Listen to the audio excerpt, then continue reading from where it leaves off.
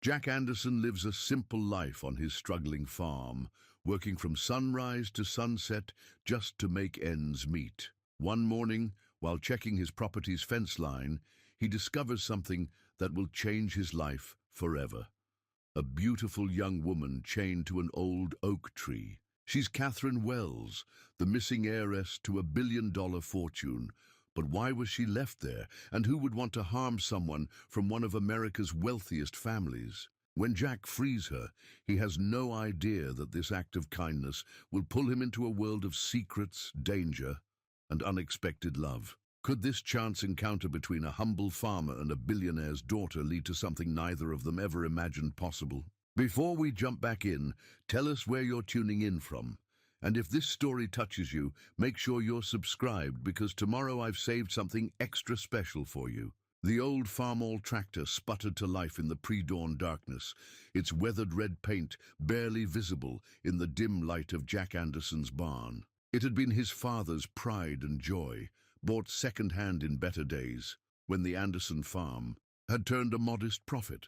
Now, like everything else on the 100-acre property, it ran on prayers and careful maintenance. Jack pulled his worn denim jacket tighter against the autumn chill. At 35, his face carried the weathered look of someone who'd spent too many years watching the sky for rain that didn't come. His hands, calloused and strong, guided the tractor with the familiarity born of countless mornings just like this one. The bank letter lay unopened on his kitchen table. He didn't need to read it to know what it said. 3 missed payments now, and the drought wasn't helping. The small farming community of Cedar Grove, Indiana, had seen better days, and Jack's farm wasn't the only one struggling. His nearest neighbor, old Tom Miller, had sold out to a corporate farming operation last spring. The offer had been generous. They always were at first. But Jack had seen how those stories ended. Family farms swallowed up. Generations of history erased by industrial agriculture. Not happening, he muttered, checking the irrigation system that kept his remaining crops alive. The morning sun was starting to paint the horizon pink, revealing rows of corn that should have been taller by now. His father would have known what to do. James Anderson had been a true farmer, the kind who could read the soil like a book and predict rain by the way his knee ached. Inside the farmhouse kitchen, Jack's coffee went cold beside a stack of unpaid bills. The house itself told the story of gradual decline. Faded wallpaper his mother had chosen 20 years ago, linoleum floor worn thin by decades of work boots. But it was clean, orderly. Jack's mother had taught him that much before cancer took her 5 years after his father's heart attack. The local diner's breakfast rush was in full swing when Jack stopped in for his weekly indulgence, 2 eggs over easy and endless cups of coffee. Mary, the waitress who'd known him since high school, slid a piece of pie onto his plate without being asked. "On the house," she said, her gray hair tucked beneath a practical hairnet. "You're looking too thin lately." "Mary, you can't keep—" "Don't tell me what I can't do in my own diner, Jack Anderson. Your mama was my best friend, and she'd haunt me if I let you waste away." The pie was apple, his favorite. Mary's small kindnesses were part of what kept him going, reminded him why he fought so hard to keep his land. Cedar Grove took care of its own, even if taking care sometimes meant looking the other way when someone couldn't pay their full tab at the feed store. Back at the farm, Jack walked his property line, checking fences that had stood for decades. The old oak tree marking the southeast corner had been there since his grandfather's time. Its sprawling branches had sheltered generations of Anderson children. Now it stood as a silent witness to the farm's struggles, its leaves beginning to turn gold with the changing season. His phone buzzed, a text from his sister Sarah in Indianapolis. "Big real estate developer looking at farms in your area. Call me." He deleted it without responding. Sarah meant well, but she'd left farm life behind for a real estate career in the city. She didn't understand that some things were worth more than money. As the sun climbed higher, Jack spotted movement. In the cornfield, deer again probably. He'd have to repair the fence near the creek, but that would have to wait. The irrigation pump was making a sound he didn't like, and without water nothing else mattered. The tool shed held his father's old toolbox, each implement worn smooth with use. Jack ran his fingers over the engraved J.A. on the box's lid. "What would you do, Dad?" he whispered. The tools offered no answers, but working with them brought a familiar comfort. By late afternoon, he'd fixed the pump, moved the cattle to fresh pasture, and started repairs on the barn roof. His shoulders ached, but there was satisfaction in physical work. The land might be struggling, but it was his. 3 generations of Andersons had worked this soil, and he'd be damned if he'd be the one to lose it. The evening brought a call from the bank. He let it go to voicemail. Tomorrow would be soon enough to face that reality. For now, he sat on his porch, watching the sunset paint the sky in shades his mother would have loved, sipping water from a mason jar and letting his mind wander to better days.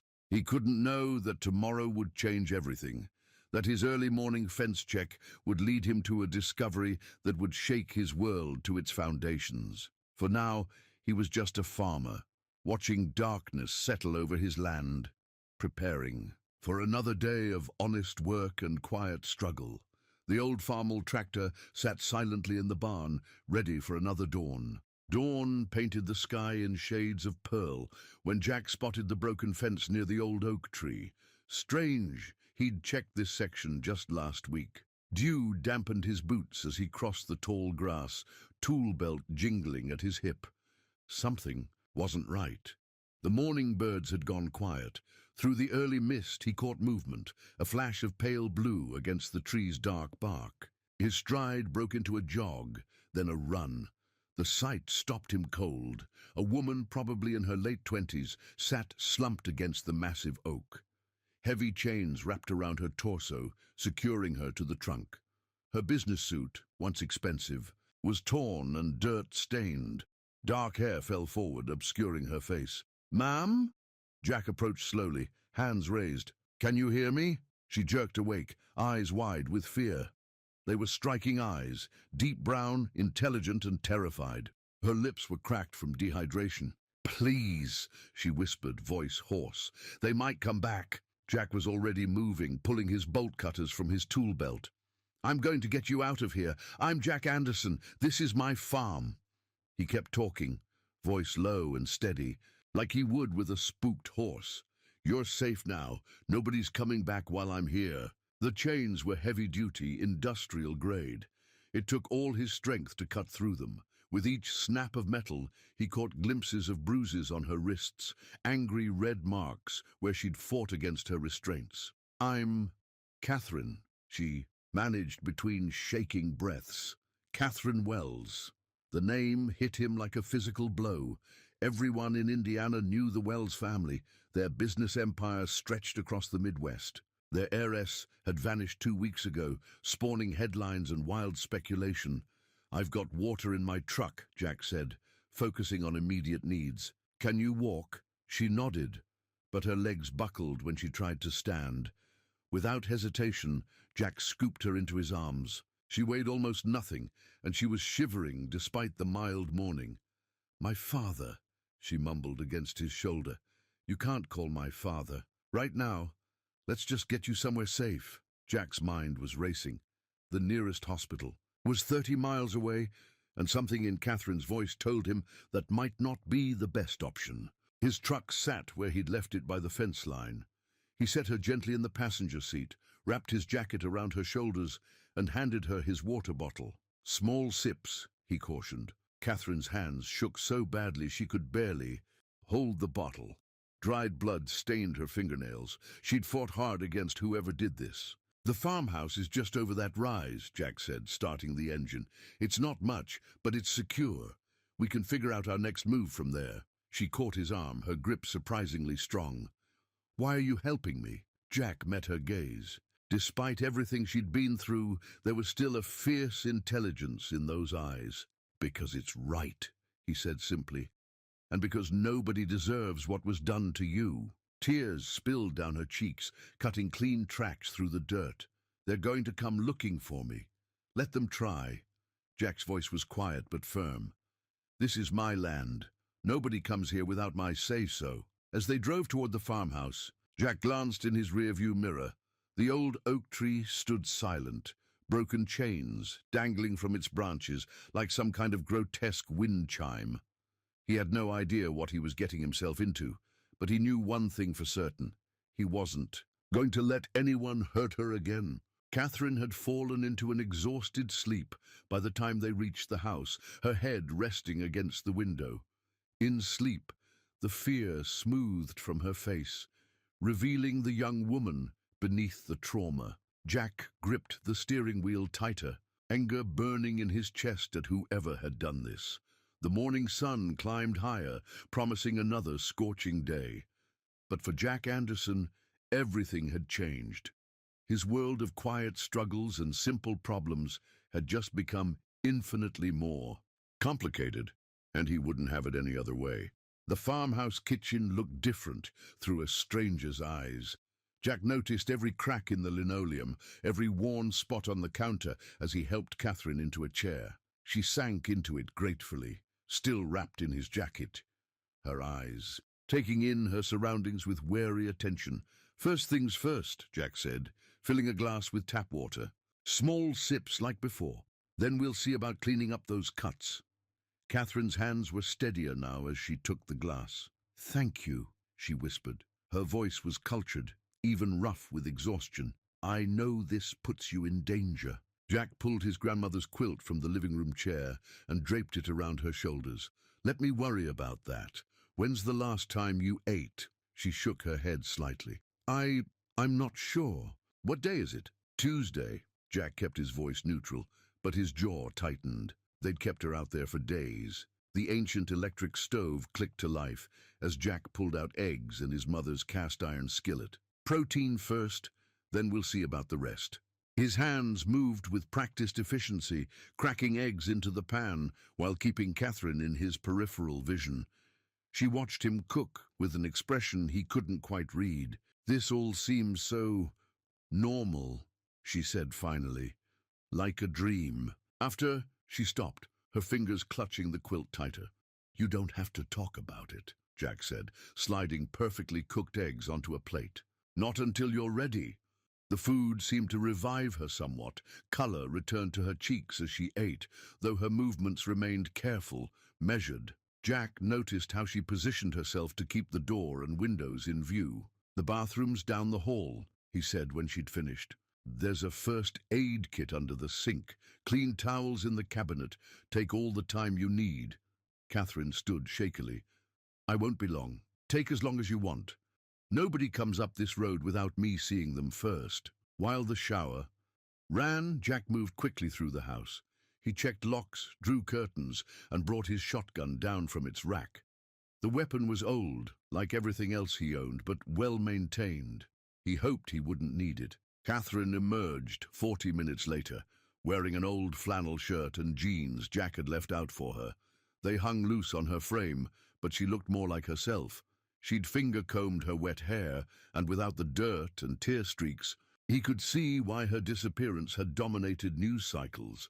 "The clothes belonged to my sister," Jack explained.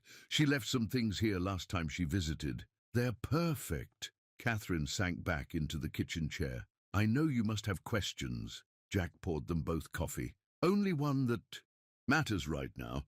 Do you feel safe enough to rest? There's a spare bedroom upstairs, clean sheets on the bed." Tears welled in her eyes again. "Why aren't you asking who did this? Why they did it? Whether I'm putting you in danger just by being here? Because you're exhausted, because you've been through hell, and because sometimes people just need a safe place to land." He pushed the coffee closer to her.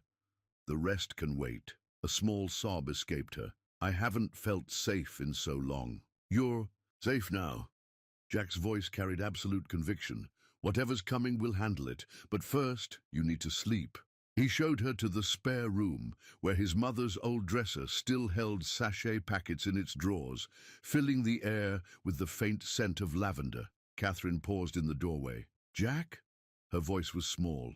"Thank you. Not just for helping me, but for making this feel normal.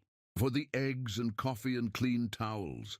I thought I'd forgotten what normal felt like. Get some rest, Catherine. I'll be downstairs if you need anything. Back in the kitchen, Jack finally allowed himself to fully process the morning's events. The heiress to the Wells fortune was sleeping in his spare room, running from something that had her terrified enough to stay silent rather than call for help. He'd inherited his father's beliefs about right and wrong, about helping those in need, but he'd also inherited his mother's fierce protective streak. Whatever storm was coming, he'd face it. For now, he had fences to mend and a farm to run, and a sleeping woman to protect. The afternoon sun cast long shadows across the kitchen when Catherine finally came downstairs. She moved more steadily now, though exhaustion still lined her face. Jack looked up from his bills, quickly shuffling them aside. "There's soup on the stove," he said. "Nothing fancy, but it's hot." She ladled herself a bowl, then hesitated before sitting. "I saw the newspaper in the bedroom." On the counter lay the Indianapolis Star, its headline glaring. "Wells heiress still missing. Foul play suspected." Catherine's photo dominated the page. A corporate headshot showing a polished young executive with confident eyes and a precise smile. "I need to tell you everything," she said quietly. "You deserve to know what I've brought to your door." Jack pushed aside his coffee cup. "I'm listening." 2 weeks ago, I was Chief Financial Officer of Wells Enterprises. Her voice took on a mechanical quality, as if she'd rehearsed this. "My father built the company from nothing. Agricultural processing, grain storage, shipping logistics. We're worth billions now. At least, that's what the books show." She stirred her soup absently. "I found discrepancies in our accounts. Small at first, easy to miss, but they added up.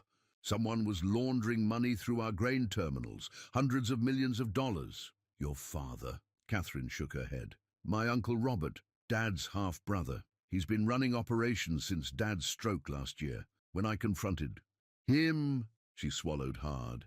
"He laughed, said Dad had always been too straight-laced, too concerned with legacy instead of profit.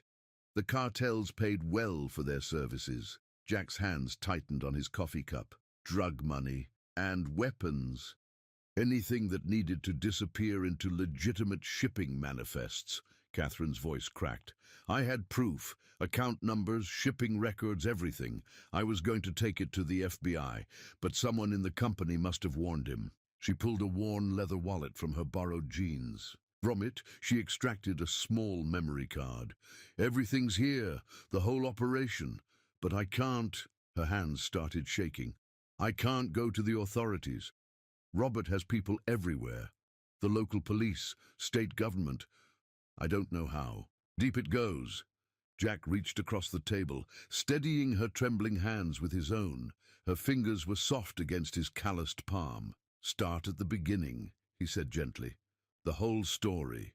Over the next hour, Catherine's tale unfolded. The decades-old family rift between her father and uncle. Robert's gradual accumulation of power within the company. The way he'd positioned himself as the dedicated caretaker after her father's stroke, while systematically corrupting everything her family had built. "They grabbed me from the parking garage," she said. "Robert's men. They wanted the memory card, but I'd hidden it. She touched her wrist where the chain marks were still visible. "They tried to make me tell them. The oak tree," Jack said. "Why there?" "A message to my father. That tree. It's on all our corporate letterhead. The Wells family oak. Some story about my great-grandfather signing his first contracts under an oak tree." Her laugh was bitter. "Robert thought it was poetic, letting his men keep me there until I broke." Jack stood abruptly, moving to the window. The sun was setting now, painting the fields gold. "They'll be looking for you." "Yes." Catherine's voice was small. "I should leave.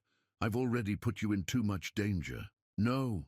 Jack's response was immediate. "Running alone is exactly what they want. Together we have a better chance." She stared at him. "Why would you risk everything for a stranger?" Jack turned from the window, his expression resolute. "Because 18 years ago, My father stood up to a corporate farming operation that was trying to force him out. They burned our south barn. Everyone knew who did it, but nobody would testify. The only reason we survived was because our neighbors stood with us, brought us lumber, helped rebuild, showed us we weren't alone. He met her eyes. Sometimes standing up is all we have, and nobody should have to stand alone. Catherine looked down at the memory card, then back at Jack. In his worn flannel shirt and faded jeans, he was everything her world was not. Honest, direct, unambiguously good. "So what do we do?" she asked. "First, we get that information somewhere. Safe? Then we find someone we can trust, someone outside your uncle's reach." Jack's voice held the same quiet certainty he brought to everything. "But tonight you rest. Tomorrow will come soon enough." Outside, the old oak tree stood sentinel in the gathering dusk. Its branches, which had witnessed both cruelty and kindness, swayed gently in the evening breeze, nature's indifferent witness to the storms of human lives. Morning arrived with the sound of chickens clucking in the yard. Catherine woke disoriented, then remembered where she was. The spare bedroom felt different in daylight, more real, less like a refuge from a nightmare. Through the window, she could see Jack in the yard, collecting eggs from the henhouse. She made her way downstairs, drawn by the smell of coffee. The kitchen was spotless. No trace of yesterday's conversations remained. Only the Indianapolis Star on the counter served, as a reminder that she wasn't living in some strange dream. The screen door creaked, and Jack entered with a basket of fresh eggs. He paused when he saw her, then smiled. "Good morning. Sleep okay?" "Better than I have in weeks." She watched as he moved naturally through his morning routine, setting eggs in a bowl, starting breakfast without asking if she wanted any. There was something comforting about his quiet certainty. "I can help," she offered, stepping closer to the stove.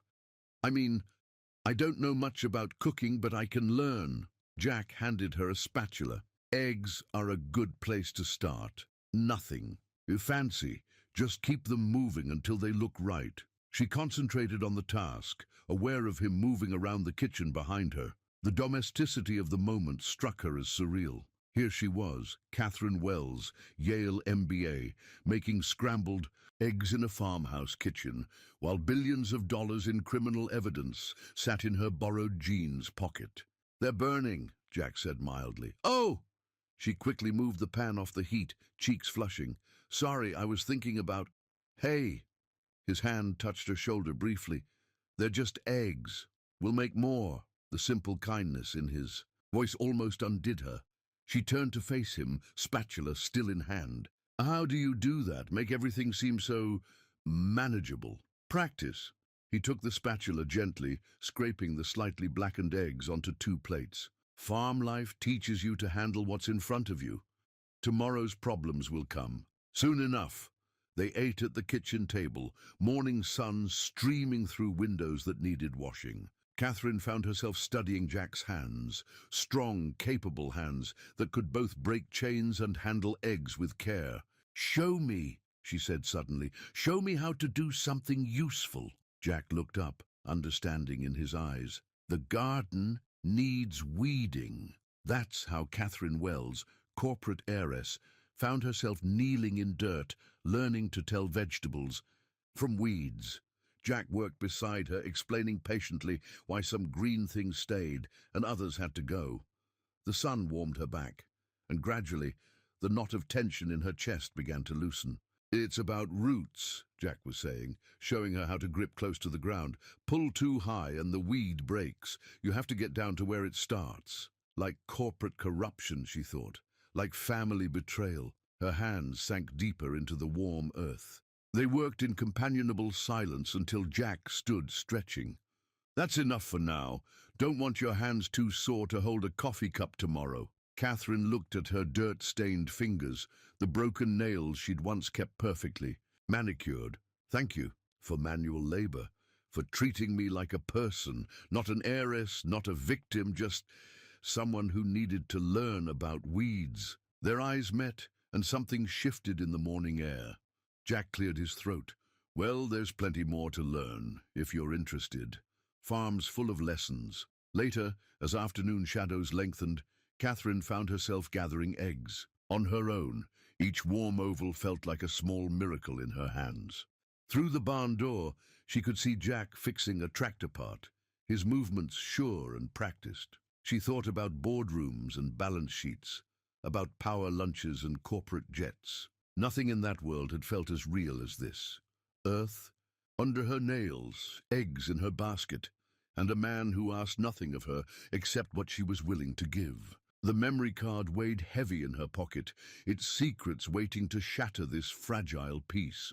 But for now, just for this moment, Catherine let herself sink into the simple rhythm of farm life, where problems could be solved with patience and honest work, and where trust grew as naturally as the vegetables in Jack's garden. The black SUV appeared at the end of Jack's driveway, like a thundercloud on a clear day. Catherine spotted it first from the kitchen window, her hand freezing mid-wash over breakfast dishes. "Jack!" He was already moving, his body tensing as he assessed the situation. "Back door.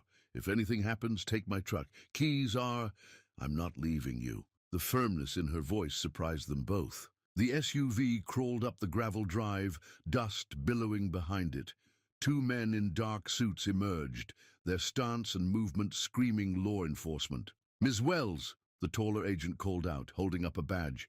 "FBI, we'd like to talk." Jack stepped onto his porch, positioning himself between the agents and his front door. "Can I help you, gentlemen?" "Agent Phillips, FBI." The badge gleamed in the morning sun. "We're following up on a missing persons case." "Mind if we come in?" Catherine's hand found Jack's arm, squeezing once before she stepped forward. "I'm Catherine Wells, and I'm not missing." The agents exchanged glances. The shorter one, Agent Morris, according to his badge, pulled out a notebook. "Your family's been very concerned, Ms. Wells. Your Uncle Robert has been particularly vocal about finding you." Catherine's fingers dug into Jack's arm. "I'm sure he has. Mind telling us why the Wells heiress is hiding out on a farm in the middle of nowhere?" Phillips asked, his eyes scanning the property with professional interest. "I needed some time away." Catherine's voice was steady. "To think about certain business matters, like the allegations you made against your uncle." Morris's pen hovered over his notebook. "Serious accusations, Ms. Wells. Mr. Robert Wells has been very cooperative with our preliminary investigation, even opened the company books." "I bet he has," Catherine murmured. Jack cleared his throat. "Seems to me if Ms. Wells isn't missing and no crime's been committed here, we're done." Phillips smiled without warmth. "Not quite. We'll need you to come with us, Ms. Wells, just to clear things up." "She's not going anywhere." Jack's voice was quiet but firm. "Harboring a person of interest in an ongoing investigation is a serious matter, Mr. Anderson, and I'm not harboring anyone. Ms. Wells is a guest on my property." The tension crackled like static before a storm. Then Catherine stepped forward, her chin high. "I'll make a statement, but only through my lawyer. I assume you have contact information for Gloria Chen." The agent's expressions flickered. Gloria Chen's reputation as a ruthless corporate lawyer was well known. "We'll be in touch." Phillips handed Catherine his card. "Don't leave the state." They watched the SUV disappear down the drive. Once it was gone, Catherine's composure crumbled. She sank onto the porch steps, shaking. "They're his," she whispered. "Robert has someone inside the FBI. Did you see how they emphasized his cooperation? How they dismissed my accusations?" Jack sat beside her, close enough that their shoulders touched. "Then we don't trust the FBI. We find another way. The memory card. We need to move it, somewhere they won't look." Jack nodded slowly. "I might know a place, but first—" He stood, offering her his hand. "We need to make you less visible. Those suits will be back, and next time they'll bring more than badges." Catherine took his hand, letting him pull her up. Their fingers lingered together longer than necessary. "What did you have in mind?" "Well," Jack's lips curved slightly, "how do you feel about getting your hands dirty again?" An hour later, Catherine Wells, corporate heiress, was learning to drive a tractor. Her designer watch was tucked away in a drawer, replaced by an old baseball cap of Jack's. From a distance, she looked like any other farmhand. But as Jack watched her navigate the old farmel through the south field, he couldn't shake the feeling that time was running out. The agent's visit had shattered their bubble of safety, reminding them that the real world, with all its dangers and complications, was closing in. The memory card felt heavy in his pocket, where Catherine had pressed it before climbing onto the tractor. Trust, freely given. He wouldn't waste it. The USB drive glowed faintly in the dim light of Jack's old desktop computer, its contents flowing across the screen in endless columns of numbers. Catherine stood behind his chair, one hand resting on his shoulder as she explained. "See these shipping manifests? They're perfect, too perfect. Every number exactly matching the projected yields, down to the decimal point. In real agriculture, nothing's that precise," Jack finished. "Drought, pests, weather, there's always variation." "Exactly. These aren't grain shipments. They're cover for something else." Her finger traced across the screen. "Each of these surplus shipments is actually drug money." Jack leaned back, running a hand through his hair. "Using grain terminals to clean cartel cash. Clever." Catherine's grip tightened on his shoulder. "There's more. Look at the ownership patterns of the farms they're acquiring." More documents filled the screen. Property deeds, bank transfers, foreclosure notices. A pattern emerged. Family farms, bought under duress, always by different shell companies, all leading back to one holding corporation. "They're building an empire," Catherine said softly, "not just for money laundering. They're taking control of the entire agricultural supply chain. If they succeed, they could control food prices across the Midwest." Jack's voice was grim. "Crushing any independent farmers who refuse to sell." A sound outside made them both freeze. Just a raccoon knocking over the trash can, but Catherine's heart was racing, and Jack's hand had moved instinctively toward the shotgun propped nearby. "We need help," she said. "Someone who can't be bought." Jack turned to face her. Their faces close in the computer's blue glow. "I might know someone, old friend of my father's. Retired FBI agent who never lost his moral compass. Lives about 2 hours north. Can we trust him? Dad did, with his life, once." Jack stood, pocketing the USB drive. "But we can't call, not after today's visit." Catherine nodded, understanding. "When do we leave?" "Dawn. Less chance of being spotted." He touched her arm gently. "Try to get some sleep. Tomorrow will be a long day." But sleep proved elusive. Catherine found herself in the kitchen at midnight, staring out at the moonlit fields. Jack's quiet footsteps behind her were becoming familiar. "Can't sleep either?"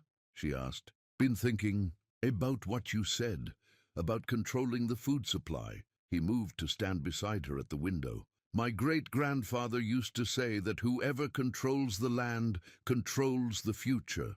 He was right. Catherine turned to face him. "That's what makes this so dangerous. It's not just about drugs or money anymore. It's about power. Real power. Your uncle probably didn't start this. He's just a willing participant. The perfect frontman, respected business leader, grieving brother caring for his sick siblings' company."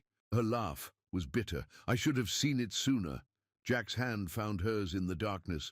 "You saw it when it mattered." The touch was simple, grounding. Catherine looked down at their joined hands, his rough with honest work, hers still showing traces of her corporate life. "Jack," she hesitated, "if this goes wrong, I need you to know that these past few days, despite everything, I've felt more alive than I have in years." "Nothing's going wrong." His voice was firm. "We have the evidence. We'll find the right people to act on it." And then he trailed off, the unspoken question hanging between them. What then? When the danger passed, when justice was served, what would become of this fragile thing growing between a farmer and an heiress? A sudden flash of headlights on the distant road made them step apart. Just a passing car, but the spell was broken. "Dawn comes early," Jack said softly. "We should try to rest." Catherine nodded, but neither moved. In the moonlight, surrounded by the gentle sounds of the sleeping farm, they stood together, Two people from different worlds, united by truth and trust, and something else neither dared to name yet. The USB drive in Jack's pocket held enough, evidence to shake the foundations of power in the Midwest. But here, in this quiet midnight moment, an even more dangerous truth was taking root. Sometimes the greatest conspiracies aren't about money or power, but about hearts finding their way home in unexpected places. Dawn painted the farm in shades of possibility. Catherine stood in the garden, morning dew soaking her borrowed work boots as she harvested tomatoes for their journey. Each ripe fruit felt like a small triumph, life continuing despite the chaos swirling around them. "You're getting good at that," Jack said, approaching with two steaming coffee mugs. "Knowing which ones are ready." "They tell you," Catherine replied, surprising herself. "If you pay attention, like reading financial reports, just more honest." He handed her a mug, their fingers brushing. The coffee was strong and sweet, just how she'd come to like it. So different from her old almond milk lattes that cost more than an hour of minimum wage work. "We have time before we leave," Jack said. "Want to help with morning chores?" She nodded, following him to the chicken coop. The hens knew her now, didn't scatter when she reached under them for eggs.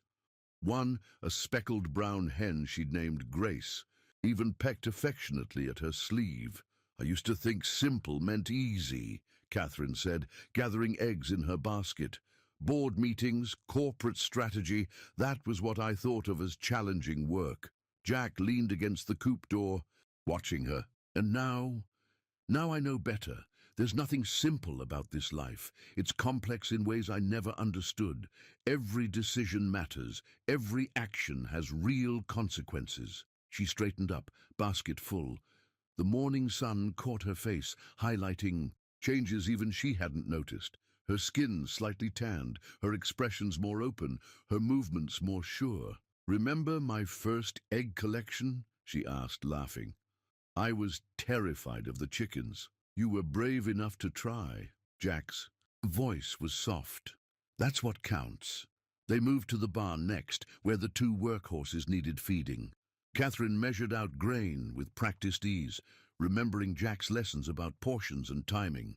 The horses' soft nickers of greeting felt like acceptance. "In my old life," she said, stroking the mare's velvet nose, "everything was about the next quarter's projections, the next big deal. Nobody ever just was. We were always becoming something else, chasing the next level. And here, being present is enough, more than enough."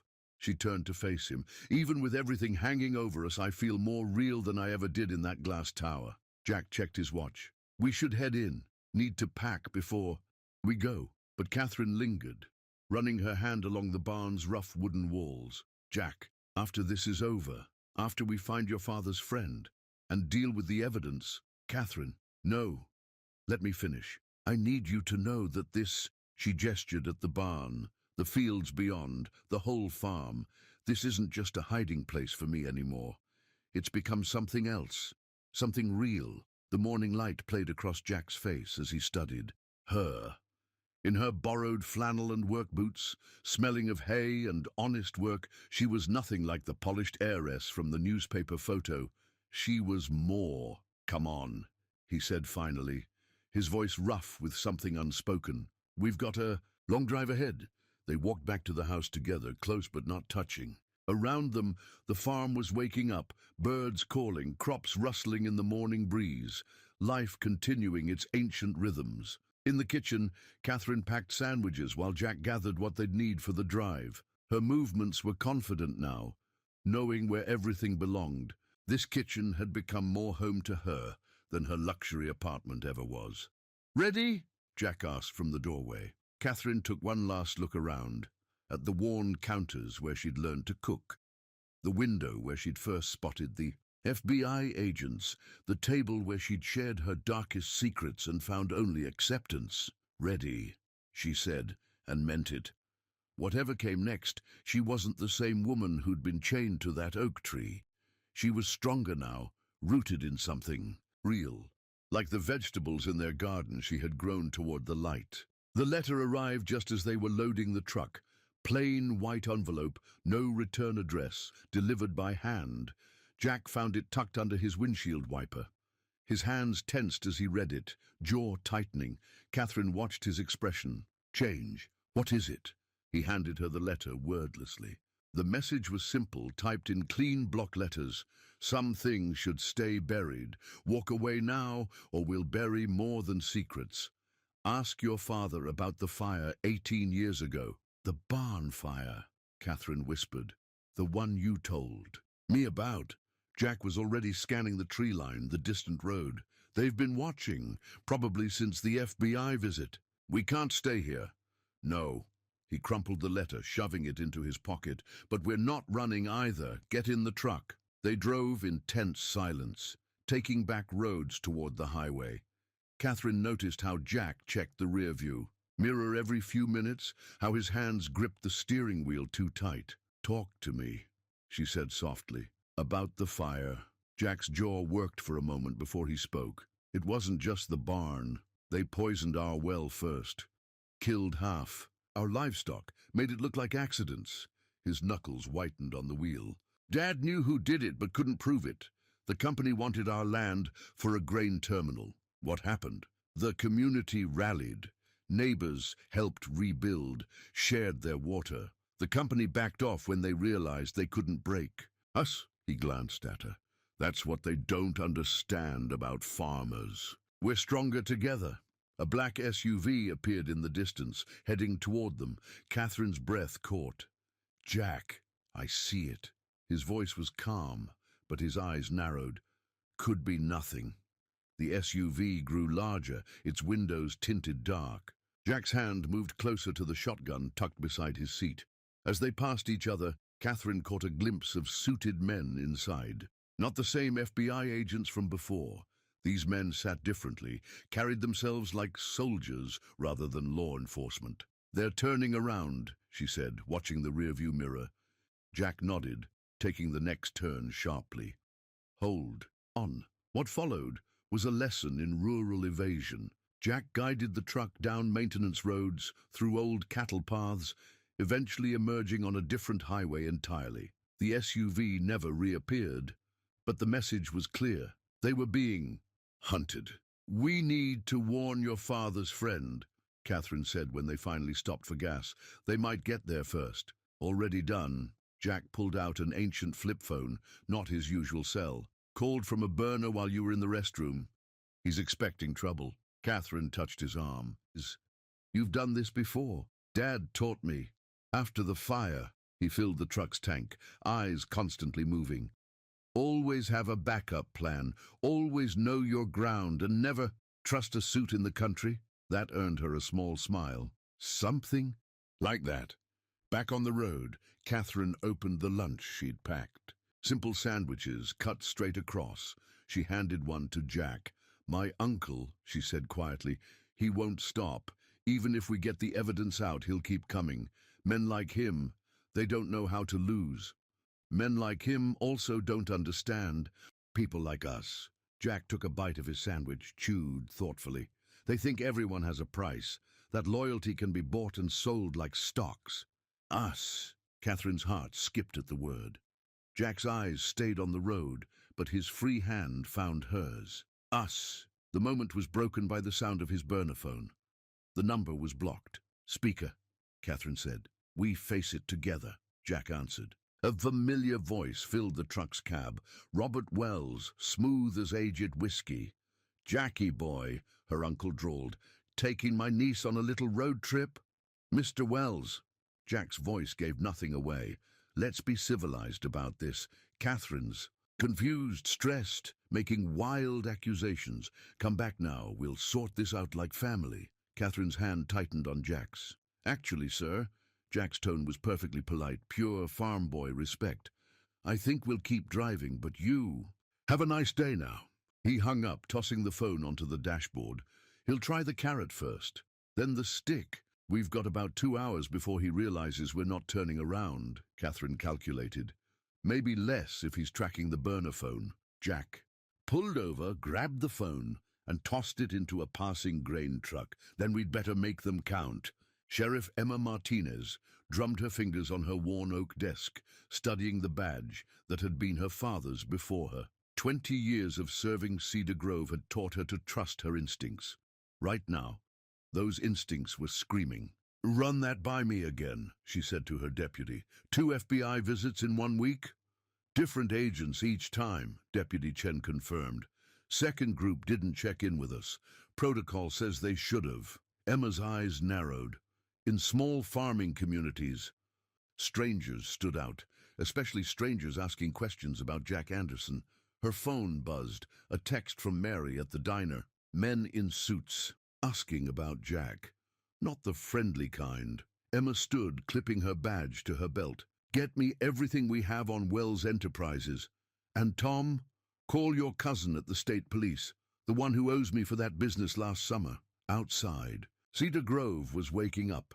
Emma noticed 3 unfamiliar vehicles parked along Main Street, out of state plates. Men trying too hard to look casual. She pulled out her personal cell, dialing a number from memory. "Sarah? It's Emma. That favor you owe your brother, time to pay up." By noon, the pieces were falling into place. Sarah Anderson's real estate connections had unearthed a pattern of aggressive farm acquisitions. Tom's cousin had flagged unusual traffic stops near grain terminals. And Mary, bless her, had accidentally overheard the suit's phone conversations while refilling their coffee. "Sheriff?" Deputy Chen appeared in her doorway. "Got a call from Pete Miller. Says he saw Jack's truck headed north on County Road 8, and he saw something else, black SUV following, keeping its distance." Emma checked her weapon, then grabbed her keys. Time to return an old favor. She remembered the barn fire 18 years ago. She'd been a rookie deputy then, watching, helplessly as politics and money buried the investigation. Not this time, her radio crackled. "Sheriff, got Bill Cooper on the line. Says he just rented his cabin to a young couple, paid cash." Emma smiled. Bill's hunting cabin was where she and Jack used to hide as teenagers when they skipped school. Some things you never forgot. "Tell Bill to sit tight and get me Jack's father's old FBI contact. The one who came to the funeral." The pieces were moving now. Throughout Cedar Grove, doors were closing to strangers asking questions. Farmers reported suspicious vehicles accidentally blocking back roads. The community was circling the wagons, protecting their own. Emma's phone rang, a number she didn't recognize. "Sheriff Martinez." "Sheriff," a woman's voice, cultured but tired. "My name is Catherine Wells. Jack said we could trust you." "He's right." Emma pulled over, killing the engine. "But trust goes both ways. I need to know what we're dealing with." Catherine's story spilled out: corruption, threats, betrayal. When she finished, Emma sat in silence for a moment. "The suits in town," she said finally. "They're not FBI, are they?" "No." Catherine's voice was grim. "My uncle's men, ex-military probably. They're coming up behind you now," Emma cut in, starting her engine. 2 vehicles trying to be subtle. Good thing Cedar Grove deputies are doing road work on County Road 8. Might take hours to clear. She heard Catherine relay this to Jack, heard his soft chuckle. "Emma," Jack's voice now, "just like old times?" "Better." She pulled onto the road. "This time I've got a badge and backup. Real FBI's been notified, the kind that can't be bought. They're moving on the terminals tonight. Be careful," Jack warned. "Robert Wells has people everywhere." "So do we," Emma replied. "Every farmer from here to the state line knows your truck." "Know what happens when you mess with a farming community, Jack? The community fights back." "Damn right." She spotted the SUVs ahead, trapped behind old Pete's combine, doing a stately 5 miles per hour. "You two focus on getting that evidence somewhere safe. Let us handle the rest." After disconnecting, Emma watched the SUVs try to pass the combine, only to find Deputy Chen's cruiser conveniently blocking the other lane. Small-town life had its advantages, like knowing every back road, every farmer, every trick for slowing down unwanted visitors. Her radio crackled again, Mary's voice unusually gleeful. "Sheriff, those nice men in suits just found their tires mysteriously flat. All 8 of them. Must be something in the water." Emma touched her father's badge, remembering his words. Sometimes justice needs a little help from its friends. Copy that, she said, smiling. Send Pete my thanks. Breaking news alerts lit up phones across the Midwest. The Chicago Tribune headline blazed, Wells Enterprises scandal, grain empire linked to international drug cartel. Catherine watched the notifications flood her burner phone screen, her hands steady as she held it. They sat in Jack's father's friend's study, a book-lined room in a remote farmhouse. Former FBI agent David Connor hadn't changed much in 18 years, still razor-sharp behind wire-rimmed glasses, still radiating quiet authority. It's done, he said, closing his laptop. Every major news outlet has the story. The evidence is being examined by 3 separate federal task forces, and most importantly, he smiled grimly, it's all perfectly legal. Every document, every transaction record, properly obtained and authenticated. Jack stood by the window, watching the perimeter. Robert, arrested 20 minutes ago, David confirmed, along with his top executives. The raids are still ongoing at Wells facilities, across 6 states. Catherine's phone buzzed again, a secure message from Gloria Chen. Board of Directors calling emergency meeting. Your father's doctors cleared him to attend. It's time. She showed the message to Jack. His hand found her shoulder, squeezed, gently. The cartel angle was clever, David continued, removing his glasses to clean them. Once that connection was established, federal authorities couldn't ignore it. Drug enforcement takes precedence over corporate fraud.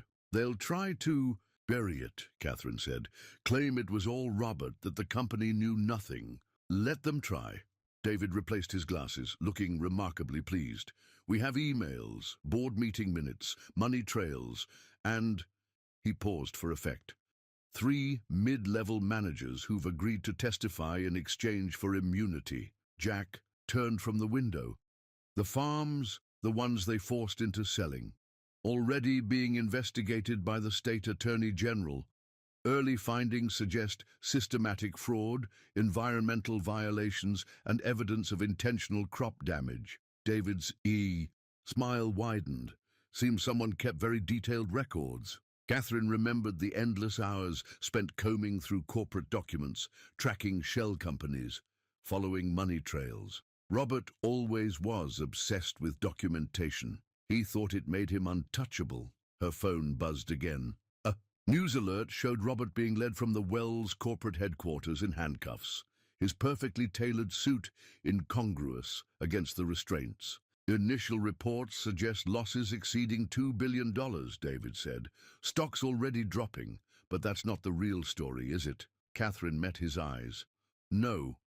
The real story is the farms, the families, the communities they tried to destroy. Speaking of which, David handed her a thick folder. Preliminary evidence suggests Wells Enterprises has been systematically undervaluing agricultural properties before acquisition. The FBI's forensic accountants are particularly interested in the fire insurance claims. Jack's head snapped up. The barn fires. 7 cases across 3 states, all remarkably similar, all involving farms that initially refused to sell. David's voice hardened.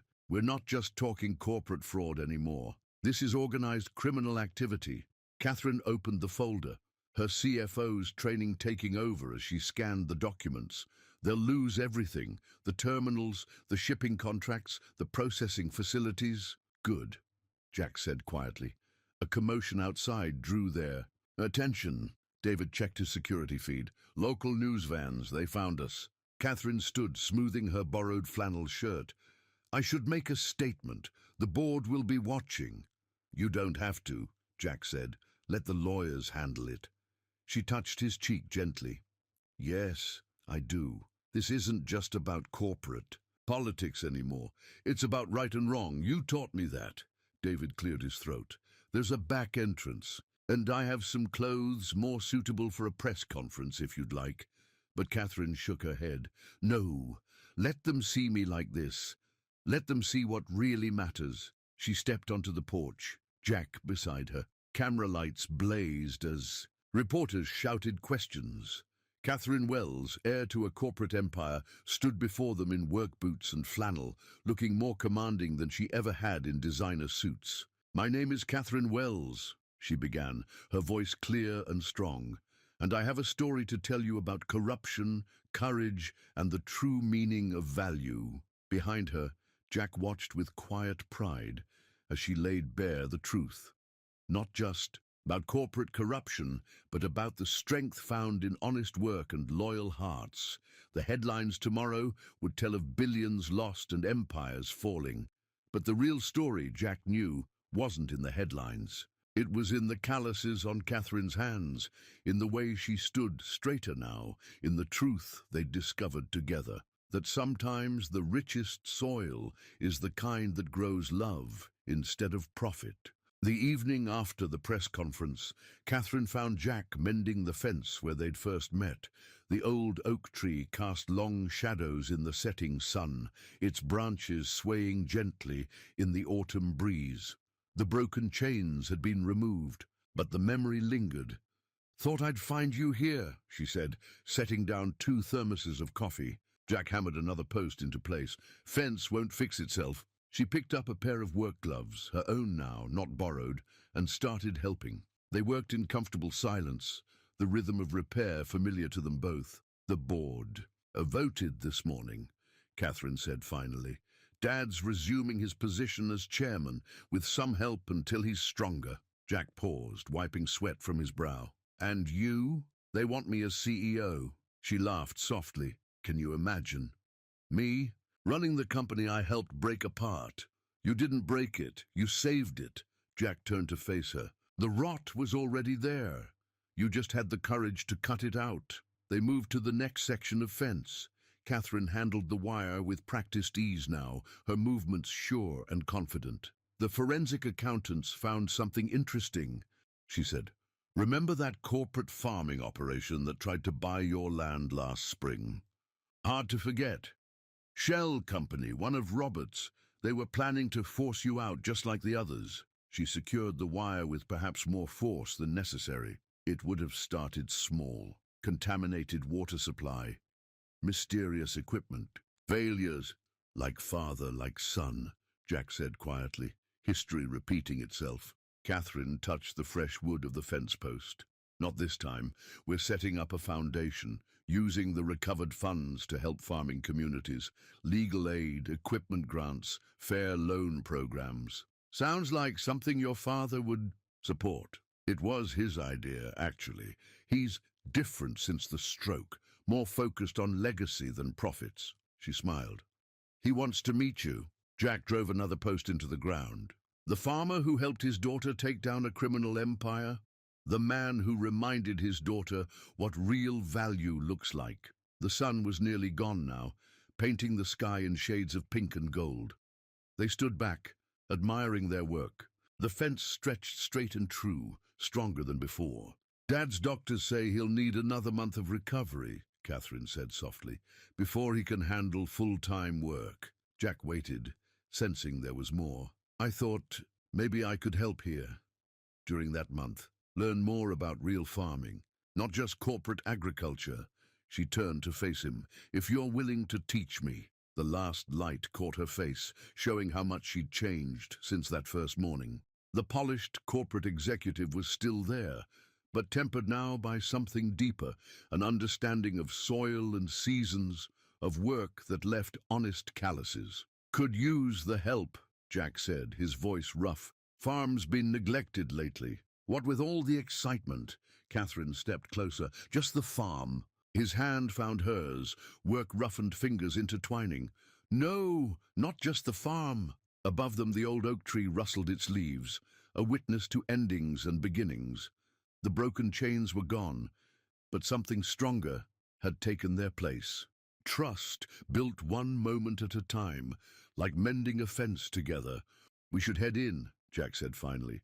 "Early start tomorrow. Always is." Catherine gathered the tools, movements practiced now. "Mary's holding pie for us at the diner, said we deserve celebrating." They walked back together, shoulders touching. The farmhouse waited ahead, its windows warm with welcome. Inside, Bills still needed paying, work still needed planning, and the future held no guarantees. But the fence was mended, the truth was told, and sometimes, Catherine thought, that was enough of a foundation to build something real upon. The contrast couldn't have been starker.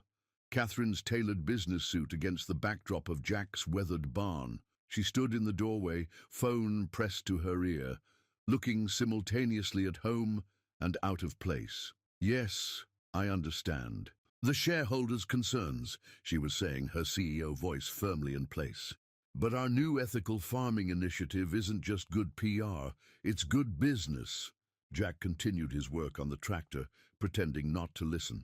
But he couldn't help noticing how she unconsciously reached down to pat the farm dog, Max even, while discussing million-dollar decisions. The board meeting's at 2, she said, ending the call. I should change. I wouldn't want to shock the board with actual dirt on their CEO, Jack teased. She kicked off her heels, wiggling her stocking toes in the hay. You should see their faces when I talk about crop rotation and soil chemistry. Apparently, a month on a farm makes me some kind of agricultural expert. Dangerous knowledge, Jack said, wiping his hands on a rag. Might actually have to treat farmers like people who know what they're doing. Catherine opened the small duffel bag she'd taken to keeping in the barn, complete with work clothes and boots. The old guard's having trouble adjusting. They don't understand why their CEO spends weekends pulling weeds instead of playing golf. And what did you tell them? That I get my best thinking done in the garden. She emerged from behind a stall in jeans and a flannel shirt, looking more like herself. Ready to check the irrigation system? They walked the fields together. Catherine's trained eye now catching details she would have missed a month ago. She stopped at the edge of the cornfield, frowning. The new pipes aren't matching the pressure of the old system, she said. We're losing efficiency. Been meaning to fix that, Jack admitted, but with equipment costs, I could... No. His voice was gentle but firm. We talked about this. She sighed. It's just money, Jack. I have more than I could spend in 10 lifetimes. It's not about the money. He checked a coupling, adjusting it slightly. This farm survived on its own for 3 generations. It'll survive on its own now. Catherine was quiet for a moment. What about thriving? Doesn't it deserve a chance to do more than just survive? Before Jack could answer, her phone buzzed. Again. The screen showed her father's face. Hi, Dad. Yes, I'll be there. No, I don't need the car service to... Dad, I can drive myself. She rolled her eyes at Jack. Yes, I remember how to drive in heels. After she hung up, Jack said, He worries about you. He's trying to understand. Catherine leaned against a fence post. Yesterday, he asked me if you'd consider joining the board of the new foundation. Said we need people who actually understand farming. Jack stiffened. Catherine, I know.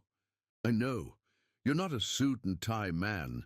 She touched his arm. But that's exactly why we need you. Someone who knows what these policies actually mean on the ground. A truck appeared on the distant road. Sarah, Jack's sister, right on schedule for their weekly visit. Catherine smiled. Speaking of worlds colliding, Sarah's real estate expertise had proved invaluable in tracking Robert's property schemes. Now she was helping design the foundation's land protection programs. She stepped out of her BMW, designer purse in one hand, folder of documents in the other. You two look disgustingly domestic, she called out. Ready to talk numbers? They gathered around the kitchen table, the farmer, the CEO, and the realtor.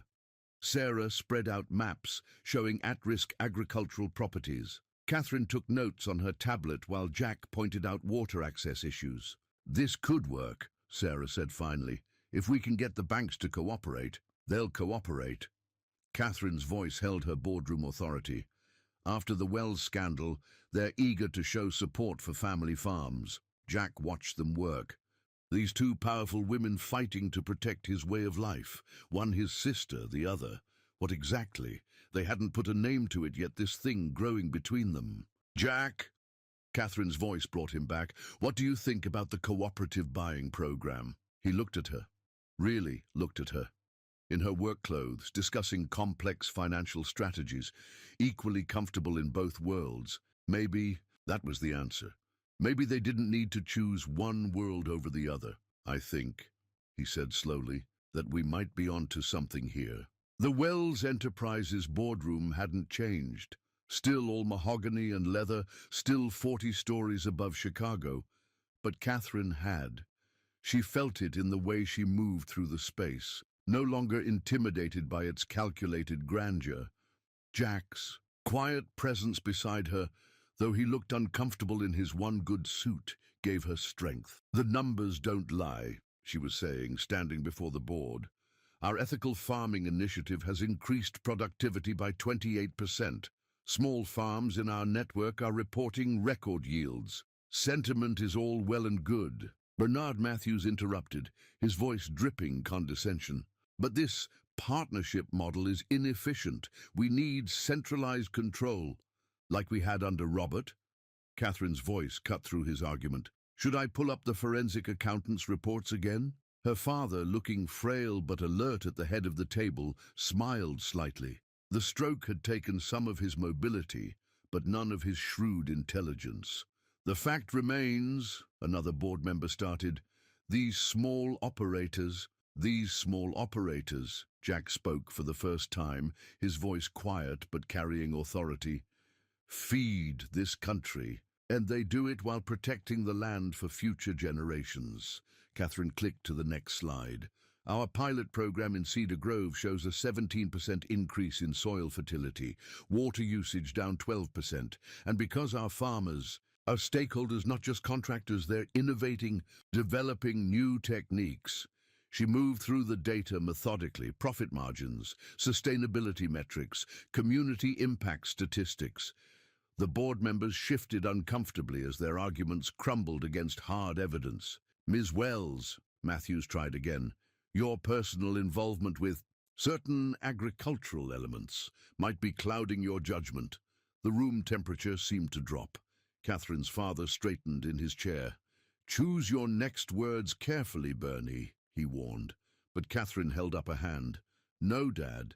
Let's address this directly. She turned to Matthews. You're referring to my relationship with Mr. Anderson, among other rustic choices you've made lately. Jack started to rise, but Catherine's hand on his shoulder stopped him. She smiled, the kind of smile that had preceded corporate takeovers. Mr. Matthews, let me tell you about rustic choices. She pulled up a new slide. This is your vacation house in Aspen, $3 million, purchased through a shell company that received loans from interesting sources during Robert's tenure. Matthews paled. I learned a lot about following money trails recently, Catherine continued pleasantly. Would you like to discuss what else I found, or shall we return to the quarterly projections? The boardroom was silent. Her father's smile had grown wider. Now then, Catherine resumed, our next initiative involves modernizing irrigation systems across our partner farms. Mr. Anderson, would you walk us through the technical specifications? Jack stood, his farmer's knowledge wrapped in carefully practiced corporate language. He spoke about water tables and soil composition, about combining traditional wisdom with modern efficiency. Despite their prejudices, the board members found themselves taking notes. By meeting's end, the initiative was approved. The old guard had been reminded that their new CEO hadn't just inherited her father's shares. She'd inherited his business instincts too, and added some sharp new ones of her own. In the elevator afterward, Jack loosened his tie. Remind me never to play poker with you. Catherine laughed, the corporate mask falling away. Matthews had it coming, but did you see their faces when you started talking about semiconductor-controlled irrigation systems? Probably the same face I made first time I saw you birth a calf. Her father was waiting in the lobby, leaning on his cane. Jack, he called out, walk with me a moment. Catherine watched them head toward the building's small garden area, the CEO who'd built an empire and the farmer who'd helped save it. Through the glass walls, she saw her father gesture expansively, saw Jack's posture gradually relax. Her phone buzzed, Sarah sending updates about the foundation's latest land acquisition. A struggling farm saved, a family's legacy preserved. The kind of profit that wouldn't show up on quarterly reports, but meant everything. The two men returned, both looking pleased. Her father kissed her cheek. "Keep him," he whispered. "He sees things we miss." Later, driving back to the farm with Chicago's skyline receding in the rearview mirror, Catherine felt the tension leave her shoulders. Jack reached over, took her hand. "Your father offered me a job," he said. "Executive position. Benefits, stock options, corner office." Catherine's heart skipped. "And?" "Told him I already had the best office in the world." He smiled. "Views better too." The highway rolled beneath them, carrying them home to where real wealth grew in. Fields under open skies. Catherine squeezed his hand, understanding completely. The farmhouse kitchen glowed with evening light as Catherine stirred a pot of her newly mastered beef stew.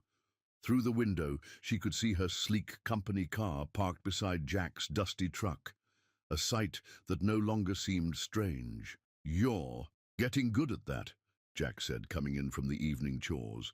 He dropped a kiss on her shoulder as he passed, the gesture casual, natural. "Mary's recipe." Catherine smiled. "Though she swears I'm still not adding enough pepper." The kitchen table held an odd mix of papers. Corporate reports beside feed store receipts, foundation proposals next to seed catalogs. Their lives merged on this scarred wooden surface, neither world cancelling out the other. "Got an interesting call today," Jack said, washing up at the sink. "Developer wants to build one of those fancy farm-to-table restaurants on the edge of town. Says having a Wells Enterprises CEO living here makes Cedar Grove authentically rustic." Catherine laughed. "What did you tell them? That Cedar Grove was authentic long before I started dating a CEO?" He dried his hands, turned to face her. "Speaking of which," she recognized his serious tone, turned down the stove burner. "What is it? Your apartment? Lease in Chicago is up next month." "Yes." They hadn't discussed it, though the renewal notice had been sitting on the table for days. "Been thinking," Jack said carefully. "This house, it's too big for one person. Has been since Mom passed. And you're here most nights anyway." Catherine's heart quickened. "Jack Anderson, are you asking me to move in with you?" "Maybe." He looked around the kitchen, at the herbs she'd started growing in the window, her laptop charging in the corner, her favorite coffee mug in the dish. Rack. "Unless you think it's too soon, or too rural, or too—" She crossed the kitchen and kissed him, effectively ending his list of concerns. "The commute will be hell," she said when they parted. "You could take the corporate helicopter." He teased. "Don't tempt me."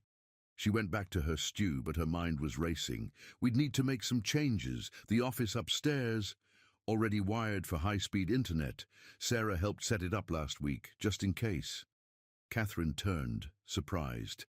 "You planned this?" "Let's say I hoped." He pulled her away from the stove again, into the center of the kitchen. "Look, I know it's not a penthouse. And I know you're giving up—" "I'm not giving up anything," she interrupted. "I'm gaining everything." She gestured around them. "This kitchen, where we can cook together. That porch, where we can watch the sunset. A home that's real, not just a place to store designer clothes. Your father thinks I'm finally showing some sense." She smiled. "He says the land teaches us what matters." Jack's arms tightened around her. "Speaking of land, the back 40, already handled. The Foundation's Purchase Protection Program goes through next week. This farm won't ever be developed." "You didn't tell me." "Wanted it to be a surprise. Call it a housewarming gift to myself." The stew began to bubble, demanding attention. They moved together naturally, Catherine stirring while Jack got bowls. The routine was familiar now, comfortable. "You know what this means," he said, setting the table. "You're really going to have to master Mary's pie crust recipe, one domestic challenge at a time." Catherine brought the pot to the table. "Besides, I thought you loved me for my corporate takeover skills." "Among other things." He pulled out her chair, not out of corporate politeness, but with the simple courtesy she'd come to cherish. They sat in their familiar places, corporate, princess and farming prince, sharing a meal in a kitchen that had seen 3 generations of Andersons. Now it would see something new, a future neither of them had imagined, but both had chosen. "So," Catherine said, passing the bread, "when do I get to start moving my stuff?" Jack's smile held all the warmth of harvest sunlight. "Whenever you're ready, CEO Wells. Whenever you're ready." The old oak tree had never seen a wedding quite like this. White chairs dotted the field beneath its branches, each decorated with wildflowers gathered by local children. Mary from the diner had organized an army of volunteers, transforming the sight of Catherine's darkest moment into something magical. "No, absolutely not," Catherine said into her phone, pacing the farmhouse porch. "No corporate sponsors, no press releases, and definitely no business magazine coverage." She paused, listening. "Because it's my wedding, not a shareholder event." Inside, her wedding dress hung beside her work boots, a simple design that had scandalized her father's personal shopper, but felt perfectly right. She'd found it in Cedar Grove's only boutique, the same place she now bought her flannel shirts. Sarah emerged from the house, carrying table settings. The Wall Street Journal called again. Apparently, billionaire heiress weds small-town farmer is quite the story. "They can write whatever they want," Catherine said, ending her call. After the wedding, the sound of tractors drew their attention. A convoy was coming down the road. Every farmer in 3 counties, it seemed, their machines freshly painted, pulling trailers decorated with flowers and lights. "Your wedding arch has arrived," Sarah announced. The lead tractor, driven by old Tom Miller, pulled up to the oak tree. On his trailer stood an arch made entirely of ancient farm tools, polished to a mirror shine. Plowshares and pitchforks curved gracefully upward, telling the story of generations of farm life. "It's perfect," Catherine breathed. "Wait till you see what else they're bringing," Sarah grinned. "These people really love you too." All day the community arrived with contributions. Women brought pies and casseroles, each carrying a family recipe older than the state itself. Men brought chairs, tables, and stories about Jack's father. Children ran everywhere, stringing lights through the trees. Sheriff Emma directed traffic, looking unusually festive in her dress uniform. The governor's security detail called. She told Catherine, told them the road's closed for a private event. "The governor's coming? Honey, you took down one of the biggest corporate corruption cases in state history. Half the government wants to come." Emma smiled. "Don't worry, we're keeping it small, just family." By family, Emma meant everyone who'd helped them during the crisis. The FBI agents who'd proven trustworthy, the farmers who'd blocked roads, the diner staff who'd eavesdropped on suspicious strangers. In Cedar Grove, family was defined by actions, not blood. Late afternoon found Catherine in her bedroom, Sarah helping with final preparations. Through the window came the sound of Jack's voice, directing the placement of tables. "Never thought I'd see my brother marry a billionaire," Sarah mused, arranging Catherine's hair. "Never thought I'd see a billionaire learn to drive a tractor either." "Former billionaire," Catherine corrected. "Most of the money's in the foundation now, which you still control, which we use to help people." Catherine touched the simple pearl necklace that had been Jack's mother's. "Besides, I've learned there are different kinds of wealth." A knock at the door revealed Catherine's father, steady on his cane. His eyes filled at the sight of his daughter. "You look like your mother," he said softly. Catherine hugged him carefully. "Thank you for understanding. About the small wedding, about all of it." "My dear, I've never understood you better." He touched her cheek. "You found what I found when I started this company.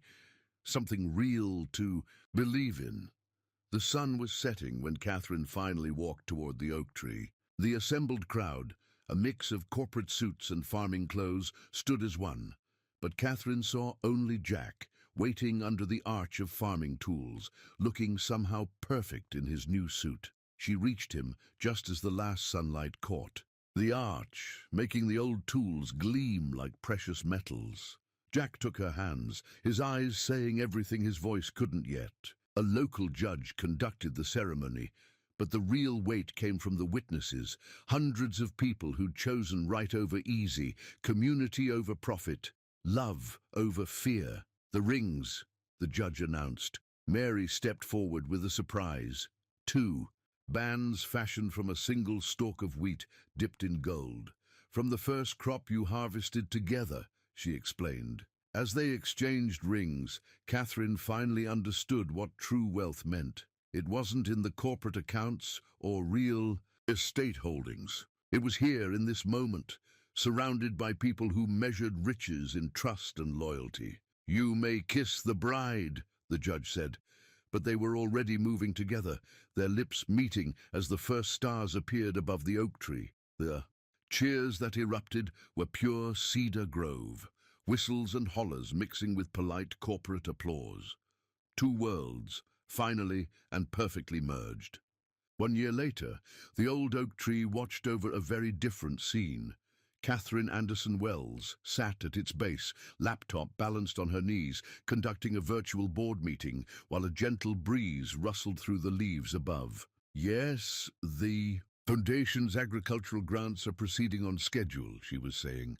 We've helped 38 family farms modernize their operations this quarter alone. She paused, smiling as Jack's tractor rumbled past, their 8-month-old daughter, Sarah, waving excitedly from her special seat beside her father. The Wells Foundation for Sustainable Agriculture had become a model for corporate responsibility, though Catherine preferred to call it common sense. Their headquarters remained in Chicago, but its heart was here in Cedar Grove, where theory met practice in the rich soil of working farms. Meeting adjourned, she concluded, closing her laptop. The corporate world could wait. It was harvest time.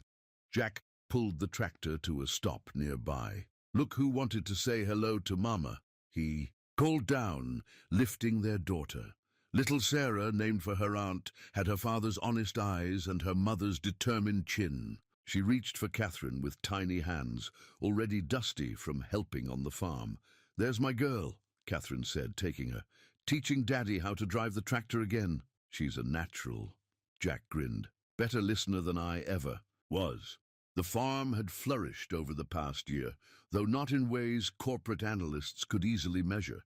The fields produced bountifully, but their real harvest was in the lives they'd touched. Every week brought visitors, farmers seeking advice, students learning sustainable practices, even corporate executives trying to understand this new model of success. Mary called, Jack said, climbing down. Wants to know if we're still on for the Harvest Festival planning meeting? Catherine nodded, bouncing Sarah on her hip. Wouldn't miss it, though I still think letting her teach me to make prize-winning pie is a lost cause. 7 attempts at the county fair say otherwise. He kissed them both. You'll get there. The transformation of Cedar Grove had been subtle but profound. The Wells Foundation's presence brought jobs and opportunities. But more importantly, it brought hope. Young people were returning to farming, armed with both traditional wisdom and modern techniques. The diner now served locally grown organic produce, alongside Mary's famous meatloaf. Even Bernard Matthews had come around, after his grandson interned on their farm last summer. The boy had returned to his grandfather with dirty hands and clear eyes, talking about soil composition and sustainable yields with newfound passion. Your father called, Jack said, taking Sarah back as Catherine stood. Says the new board members are working out well. 3 farmers, 2 environmental scientists, and a rural sociology professor. Catherine brushed off her jeans. Amazing. How much better decisions get when you have people who understand the real world. They walked together toward the house, their daughter pointing excitedly at butterflies. The farmhouse had evolved too. Solar panels on the roof, high-speed internet for Catherine's work, but still the same warm heart. The kitchen remained its soul, where business plans and farming schedules shared space with family meals and community gatherings. Sheriff Emma's retiring next month, Jack mentioned. Town's throwing her a parade. Well deserved. Though I hear she's already planning to run for state office. Catherine smiled. Something about agricultural policy reform.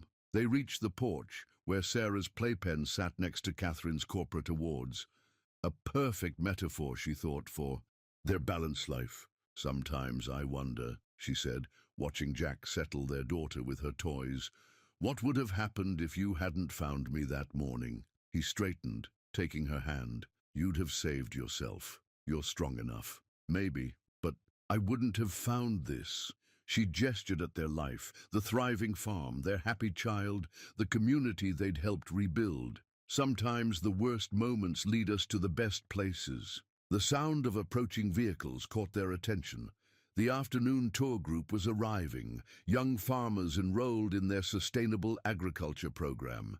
Each would spend 6 months learning both traditional techniques and modern innovations, then return to their own communities as agents of change. Ready to inspire the next generation? Jack asked. Catherine looked at their daughter, playing contentedly in the shade of the porch. At the farm that had become a beacon of hope, at the man who had helped her find her true worth. Always, she said. Above them the old oak tree stood tall against the autumn sky. Its branches, once bearing chains, now held wind chimes made from old farming tools, a reminder that anything could be transformed with enough love and courage. And if anyone asked how a billionaire heiress and a poor farmer had changed the face of American agriculture, the answer could be found in the simple truth they'd discovered together. Real wealth grows best in fertile soil, nurtured by honest hearts and willing hands.